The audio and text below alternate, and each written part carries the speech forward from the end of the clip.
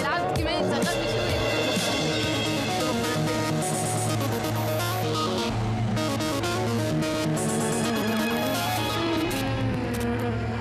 Maghreb Orient Express, bienvenue à tous. Alger, Beyrouth, Casablanca, comment raconter une ville? Pourquoi pas à travers ces histoires du quotidien dont on ne parle presque jamais, à travers ces histoires oubliées?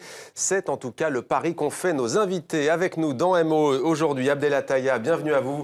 Vous êtes écrivain, réalisateur du film L'Armée du Salut qui sort en France ce mercredi et qu'on pourra voir dès la veille au Luxor à Paris en première du panorama des cinémas du Maghreb et du Moyen-Orient. C'est au cinéma L'Écran à Saint-Denis, près de Paris.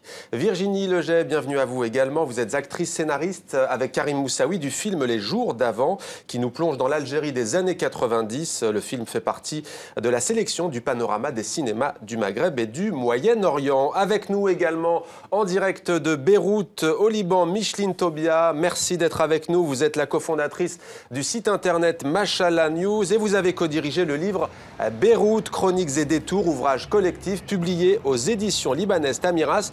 Alors Micheline Tobia, comment est née l'idée de ce livre collectif?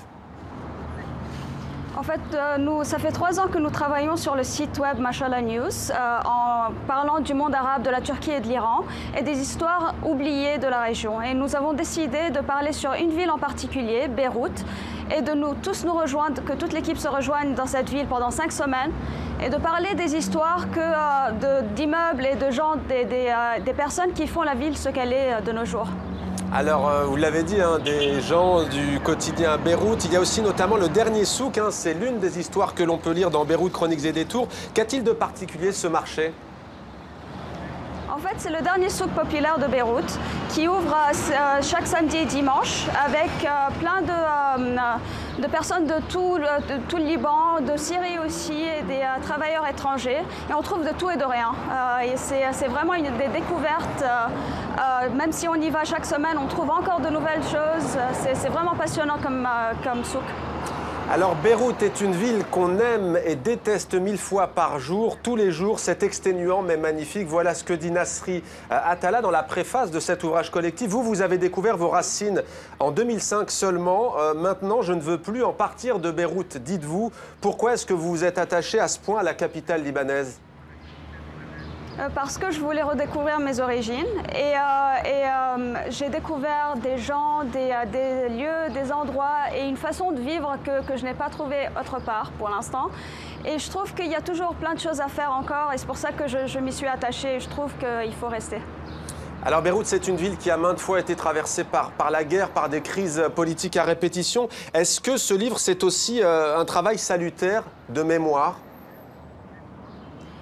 Oui, il y a plusieurs articles sur le passé de Beyrouth avant la guerre civile pour rappeler les gens ce qu'il y avait avant, mais aussi pour dire qu'il y a aussi des gens de nos jours qui essaient de reconstruire cette ville à leur manière, qui essaient de faire redécouvrir la ville et qu'elle existe toujours et elle restera. Donc c'était notre façon aussi de rendre hommage à la ville.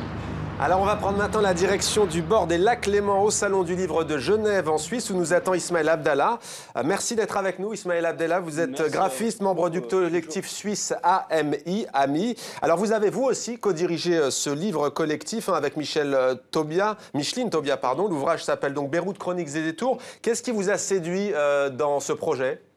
Écoutez, étant moi-même franco-libanais, c'était vraiment pour moi l'occasion de découvrir la ville de mon père. Et j'ai voyagé plusieurs fois au Liban, mais là, j'ai pu passer 5 semaines à fouiller la ville avec mes 2 camarades et nos appareils photo, mes 2 camarades Adeline et Martin de mon collectif. Et c'était vraiment une découverte très enrichissante et une expérience personnelle incroyable. Voilà, j'ai rencontré une jeunesse passionnée, des auteurs incroyables et on est très fiers de présenter ce livre aujourd'hui. Alors des découvertes orientées sur le plan artistique, on imagine notamment vous qui êtes graphiste. Voilà, alors nous, notre mission, c'était donc déjà de faire les choix éditoriaux avec l'équipe éditoriale dont Micheline faisait partie, mais également Clément Girardot et Jenny Gustafsson, et aussi d'imaginer la structure, le fil conducteur graphique Et nous avons aussi donc illustré par des photographies la plupart des histoires. Donc en suivant les auteurs, ou en se baladant dans les quartiers des différentes histoires. C'était très passionnant et je perds le... Voilà, j'étais en... Alors, on présente souvent Beyrouth, Oui. Ismaël Abdallah, comme la ville de tous les possibles, mais aussi comme celle de tous les excès, en particulier dans le monde arabe. Vous, qu'est-ce qui vous a le plus marqué dans cette ville? Écoutez, ça peut paraître bête de dire ça, mais c'est une ville de contraste très marqué. Alors, par exemple, on se baladait à Sabra et Shatila, qui est vraiment une zone enclavée, presque une ville dans la ville. On ne peut pas vraiment parler de ville parce que voilà, c'est presque un bidonville. Mais les gens sont incroyablement chaleureux, généreux et accueillants. Et à côté de ça, en plein centre-ville, on est rentré dans un endroit qui s'appelle le Music Hall, qui est la république autoproclamée du Nowhereistan par le propriétaire. Donc c'est deux endroits où toute la richesse beyroutine va pour assister au spectacle de ce Music Hall. Et où nous avons rencontré Bilal, donc, qui fait partie d'une de ces histoires, un jeune chanteur qui a été découvert dans la rue par ce propriétaire, qui était cireur de chaussures, en fait, qui fait partie de cette communauté, les Nawar, les gitans du Liban, qui sont vraiment méconnus et traités comme des moins que rien dans cette ville. Alors, on va retourner... Voilà, tous ces contrats. Voilà. Ouais. Ouais. Alors voilà un bel exemple concret en tous les cas sur les gitans du Liban. Micheline Tobia, décidément Micheline Tobia, je me tourne vers vous. Qu'est-ce que ça apporte de raconter Beyrouth à travers ces histoires-là? On sait que c'est une ville dont on parle souvent dans les médias à travers les violences, à travers les attentats, je l'ai dit, à travers les crises politiques. Qu'est-ce que ça change, qu'est-ce que ça apporte d'en parler de cette manière? Ça change beaucoup parce que nous, on a commencé Machallah parce qu'on voulait donner une autre image de ces villes de la région. Et donc, ça nous a fait du bien aussi de parler de la culture, de l'art, des changements urbains. Donc, au lieu de parler de politique, bien que nous, on n'ignore pas ce qui se passe en ville, comme on peut le voir dans la préface, on parle des attentats et comme quoi c'est dur de vivre dans cette ville. Mais en même temps, on veut quand même montrer l'autre image du Beyrouth de tous les jours, comment les gens arrivent à quand même vivre. Et donc, il ne faut pas ignorer ça. Merci beaucoup Micheline Tobia d'avoir été en direct de Beyrouth au Liban dans Maghreb Orient Express. Merci à vous également Ismaël Abdallah d'avoir accepté de témoigner. Je rappelle que vous étiez à Genève en Suisse en direct avec nous. Merci à vous. Je voulais juste ajouter que... le livre est disponible online sur le site de Tamiras, tamiras.com, aussi les librairies Antoine, la librairie libanaise, et sur Amazon. Voilà. Eh bien, voilà qui est dit. Merci beaucoup à vous, Abdallah. Merci à vous, Ismaël Abdallah, d'avoir été avec nous dans MOE. Une réaction peut-être à tous les deux en plateau. Abdallah Taïa, est-ce que vous êtes déjà allé à Beyrouth, cette ville dont on parle beaucoup? Oui, je suis allé à Beyrouth en 2010 et c'est une ville vraiment fascinante. Pour les Arabes, elle représente beaucoup de choses. Tout ce qui a été inventé comme pensée, comme intellectualisme, ça a été, au XXe siècle, ça a été fait à Beyrouth. Le plus grand poète, un des plus grands poètes arabes du XXe siècle, Khalil Gibran, est libanais, le prophète. J'ai l'impression que Beyrouth a été et est toujours un laboratoire d'idées pour le monde arabe. La société civile extrêmement active au Liban, les libertés, les expériences de la liberté telles que le monde arabe les rêve, je pense commencent beaucoup à Beyrouth. Beyrouth est aussi évidemment toutes les contradictions et les indécisions du monde arabe. Voilà, il y a tout ça. En concentré, Virginie Legey, c'est une ville dans laquelle vous êtes déjà rendue ou est-ce que vous aimeriez aller? J'aimerais beaucoup y aller, non, mais j'ai pas eu cette chance encore. Par contre, c'est une ville dont j'ai beaucoup entendu parler. C'est frappant de voir l'attachement que soit les gens qui ont dû la quitter, soit ceux qui y vont pour faire des choses artistiquement. En parle beaucoup, c'est une ville qui reste. Alors, des histoires ordinaires également, d'autres histoires, cette fois en Algérie avec vous, Virginie Legey. Votre film Les jours d'avant nous replonge dans l'Algérie des années 90, très précisément 1994. Ça se passe à Sidi Moussa, à 25 km d'Alger, dans la plaine de la Mitidja, à l'histoire de deux adolescents. Ils s'appellent Djaber et Yamina. Ça se passe dans une cité où l'ennui règne en maître jusqu'au jour où... Regardez la bande-annonce. اسمع يضاك تمعني لي على البوفات نهار السبت ماناش معروضين خو ماناش معروضين نروحوا كيما كاع الغاشيين نكسر زبون ندخلوا خو افتح لي بابك هكا يخسر لك حياتك. شك حابه نقول له بابا سي توبلي خليني نروح للبوفه اللي فيها بزاف دراري. لا لا القيلو كذبه. وشو هي؟ جاوب على السؤال. واش راك دير؟ علاش راك تجي هنا؟ طيب في روحك وتزيد طايني معاك. نوضي نوضي. طلعي حمارة، واش قلت لك طلعي؟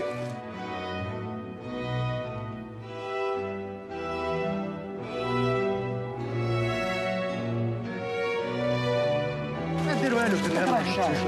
صبار شوف الدقيقة.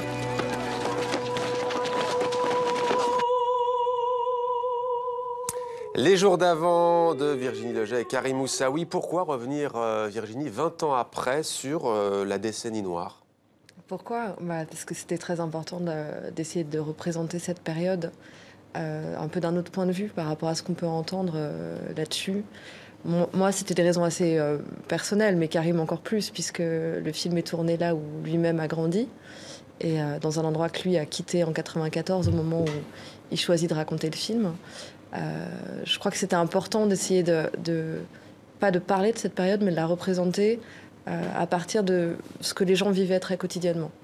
Et des adolescents qui ne comprenaient pas grand-chose à ce qui se passait politiquement autour, quoi. Voilà. Donc Karim Moussaoui a donc vécu à Sidi Moussa jusqu'en 1994. Et vous-même, quel est votre rapport à ce pays, l'Algérie? Moi, je me rappelle beaucoup, à la même époque, des gens algériens qui arrivaient dans ma classe au collège, en fait, et qui vivaient le début de cette guerre civile et qui étaient arrachés, qui partaient précipitamment, qui avaient une partie de leur famille qui restait là-bas. Je me rappelle d'une camarade, Ghislaine, qui me parlait de son frère qui était au maquis. Et je comprenais pas grand-chose à ça, mais ça m'a beaucoup impressionnée, je pense, à l'âge que j'avais, 12-13 ans, quoi. Alors, ce qui est très frappant dans ce film, c'est cette violence sourde. Oui. On comprend vraiment ce qu'est la violence sourde. Et d'un coup, ce que je disais tout à l'heure, ça arrive, la violence, elle arrive, elle est dans cette commune même. Ouais. Elle se rapprochait, on vivait avec, et puis tout d'un coup, elle éclate, ouais. Tout d'un coup, elle est face aux gens. Ouais. Vous en avez sans doute beaucoup parlé avec Karim Moussaoui. C'était un tabou, ça, pendant, évidemment, mais même après, plusieurs années après, des deux côtés de la Méditerranée, ça reste un tabou encore. Il y a très peu de films, au fond, sur cette période.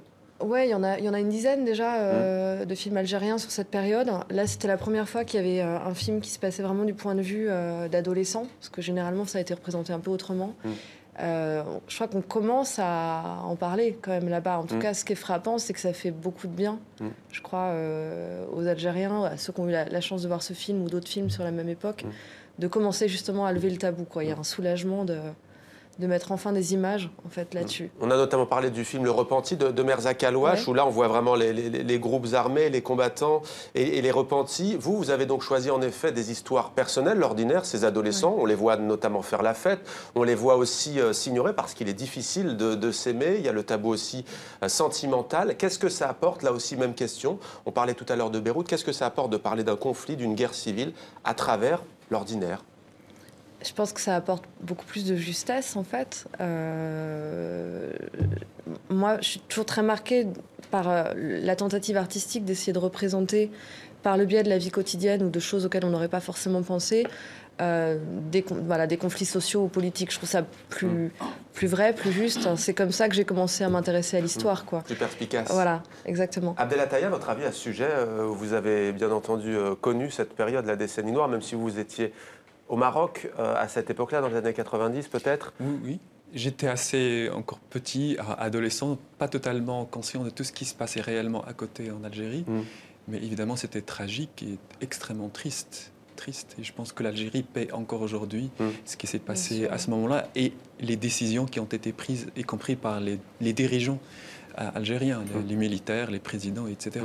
Lesquels, c'est-à-dire Abdelataya par exemple, qu'à un moment donné, qu'on pardonne à des criminels et qu'on les libère et sans que l'histoire algérienne puisse être lue, assumée par tous les Algériens eux-mêmes et qu'on leur dise, voilà, on tourne la page et c'est comme si de rien... Il faudrait aussi la justice et la vérité, si pardon il y a. Bien sûr, c'est très important que les citoyens puissent se reconnaître dans la vérité historique qui est en train de se produire. C'est très important. Alors vous, la vérité historique, vous ne prétendez pas la trouver, mais en tous les cas, vous essayez à travers votre propre histoire, Abdelataya, de dépeindre une société, un pays. L'Armée du Salut, c'est votre roman à succès. C'est aussi donc votre premier long métrage, l'histoire d'un adolescent homosexuel qui essaie de se construire au milieu d'une mère autoritaire et d'un frère aîné qu'il aime passionnément. Ça se passe donc au Maroc. Voici la bande-annonce. نعاونك انجاز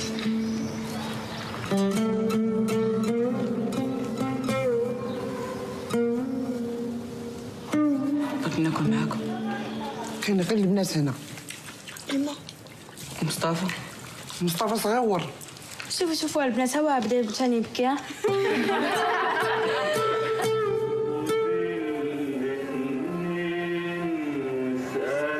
مالك عايشين من العطلة؟ لا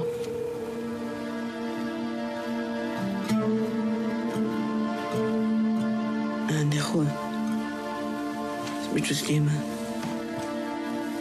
خويا كبير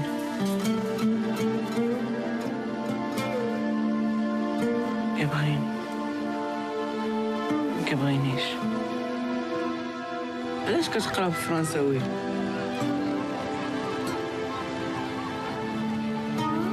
Tu n'aimes pas le français? الفرنساوي اللغة ديال الأغنياء في هاد البلاد. Il n'y a pas de mal à parler français. Ça pourra t'aider à réussir. الو مشى مع السيرفوز ديال الريستوران.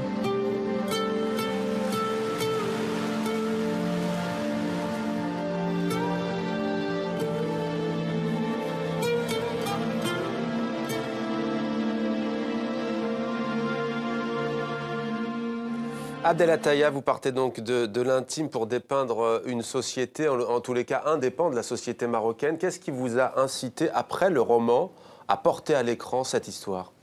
D'abord, je suis obsédé par le cinéma. Mes premiers souvenirs de ma vie, de la vie, sont liés aux films égyptiens que je découvrais à la télévision marocaine avec ma famille.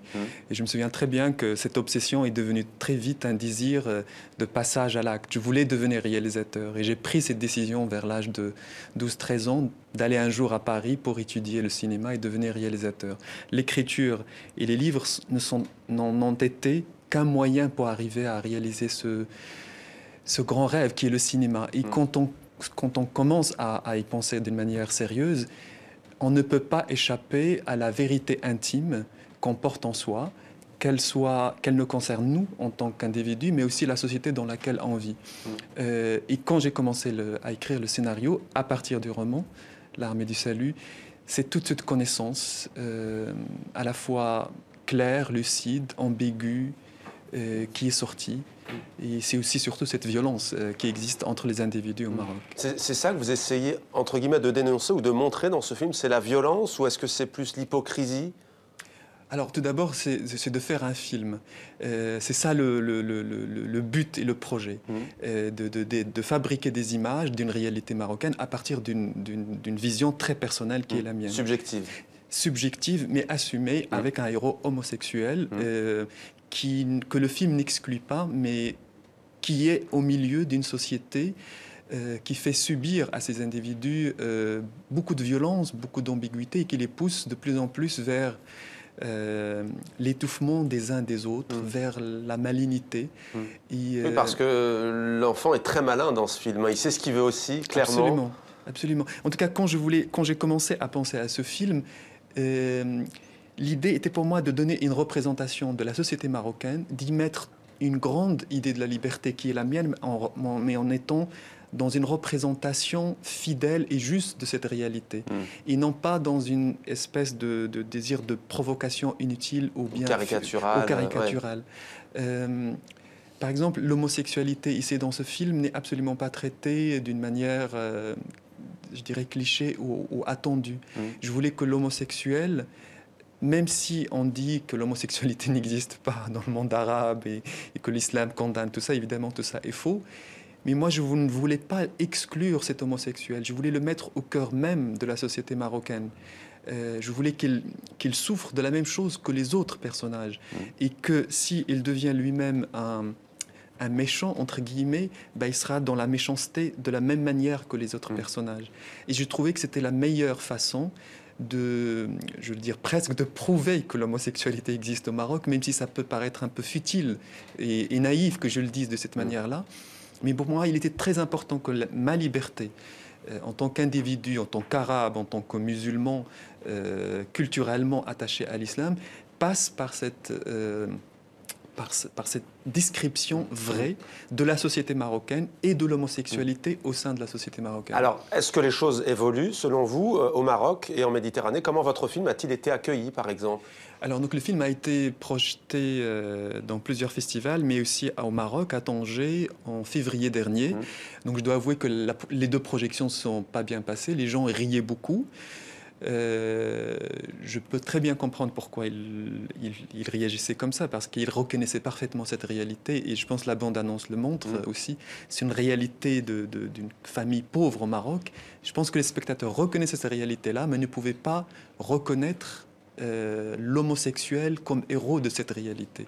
Donc cette gêne, cet embarras a généré des rires un petit peu qui m'ont fait un petit peu mal, je dois avouer. Mais l'essentiel pour moi, c'est qu'on déteste ce film, qu'on le piétine, qu'on fasse ce qu'on veut avec ce film. Mais l'essentiel, c'est que ce film existe et que ça a été le résultat d'un long combat, et que pour moi, je ne l'ai pas fait absolument pas pour faire scandale ou bien pour provoquer quelque chose, un débat stérile. Mais je voudrais juste que ce film soit vu au Maroc et qu'on cesse de déconsidérer des êtres parce qu'ils sont différents sexuellement, et qu'on les considère comme, je sais pas moi, comme des impies, ou qu'on les viole, qu'on les humilie à longueur d'année. Ça, c'est quelque chose qui, aujourd'hui, surtout après le printemps arabe, qui, moi, me révolte.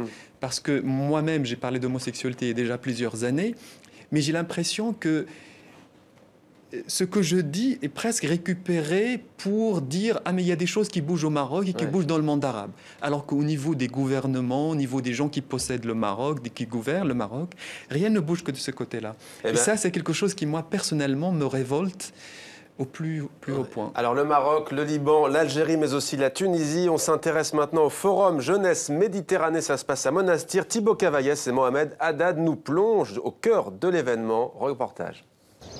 Leur périple a débuté il y a plus de 4 jours. Damas, Amman, Le Caire et enfin Monastir. Farah et Wissam, acteurs tant bien que mal de la société civile dans une Syrie en guerre. Ils sont venus respirer en Tunisie et échanger durant 3 jours avec d'autres Méditerranéens engagés.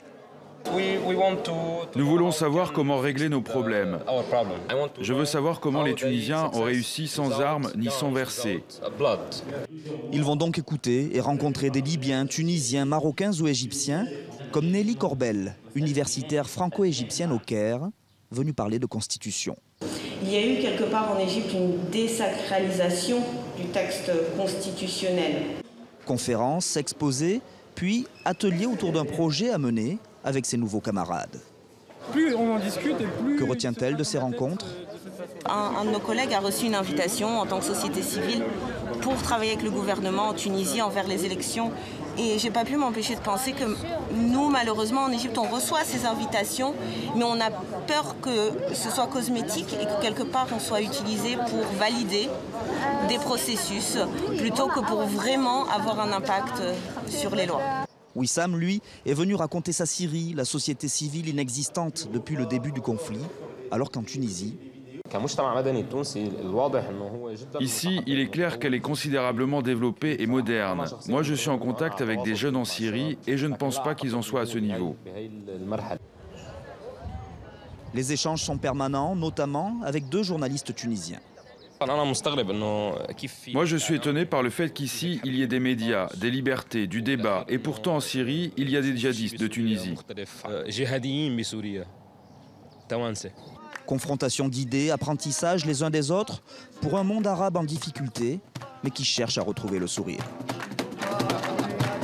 Voilà, le sourire et la réflexion. Virginie Leget, la question m'avait échappé. Est-ce que vous avez tourné à Sidi Moussa même, ce film, les jours d'avant? Oui. On a tourné exactement sur les lieux où sont passés les événements. Ouais. Vous y étiez avec Karim Moussaoui. Qu'est-ce qu'il a ressenti? Est-ce que vous avez perçu une émotion chez le réalisateur? Bien sûr, ça a été une décision très forte pour lui de retourner là-bas pour tourner ce film. Et je crois qu'il a ressenti déjà beaucoup de soulagement parce qu'il s'attendait à ce que ce soit compliqué à tourner dans ce quartier. En fait, il y a vraiment eu une participation et un accueil très généreux de la part des habitants de Sidi Moussa et c'était important pour cet endroit. Alors maintenant, avant de nous quitter, deux informations, en tous les cas deux artistes, la dessinatrice égyptienne Doha El Adel et le palestinien de Syrie Hani Abbas ont reçu le prix international du dessinateur de presse 2014, attribué par la fondation Cartooning for Peace, dessin pour la paix. C'était hier, récompense remise hier à Genève en Suisse à l'occasion de la Journée internationale de la liberté de la presse. Abdelataya, merci. Virginie Leget, merci d'avoir participé à MOE. Merci à vous d'être fidèle à Maghreb Orient Express. On se retrouve dimanche prochain pour un nouveau numéro.